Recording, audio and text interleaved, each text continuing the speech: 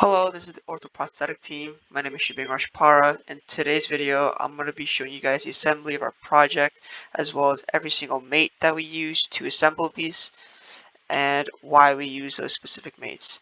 And so instead of going over every single mate individually in our family tree, I'm just going to go ahead and start from the top parts all the way to the bottom, showing you guys which mate we use, as well as why we use that specific mate in our assembly. So to start off, we have two identical belt connectors connected to the outer shafts for our spring supports via concentric and tangent mates. The concentric mate here is utilized to line up the holes for every individual part, while the tangent mate allows for the connection of the inside of the belt support to the outside of the outer shaft. We cannot use coincident mates here as there aren't flat edges or sides to mate with in this case.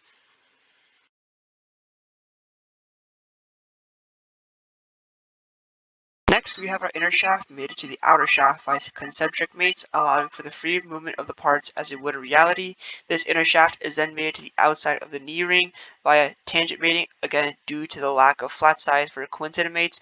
This inner shaft is also mated to a pinhead that is concentric to both the knee ring and the shaft itself. This pinhead acts as a placeholder for screws that will connect and tighten these parts together. Moving on, we have our upper knee hinge connected to the knee ring through coincident mating of the faces as well as concentric mating to line up the holes where the screws will be. This is in turn connected to the lower knee hinge, again via coincident mating of the sides as well as concentric mating to line up the holes and allow for specific rotation along the screw hole. The lower knee hinge is connected to the second knee ring via concentric and coincident mating for the specific rotation mentioned and shown earlier, as you can see here again.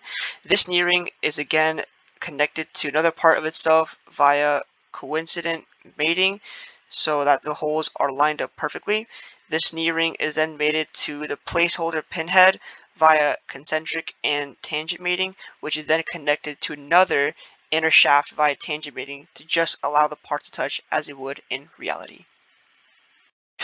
To finish the assembly off, this inner shaft is again connected to an outer shaft via concentric mating, allowing for the free movement as shown here again. The bottom part of the outer shaft is then mated to the top plane of the bottom foot plate, as the section will be connected through hot glue and third-party components. And finally, we have two foot plate bars being connected across the foot plate via coincident mating of the holes and the sides. These bars will act as extra support of the foot plate when attached to screws, allowing for more load to be expressed onto the foot plate itself. Thank you.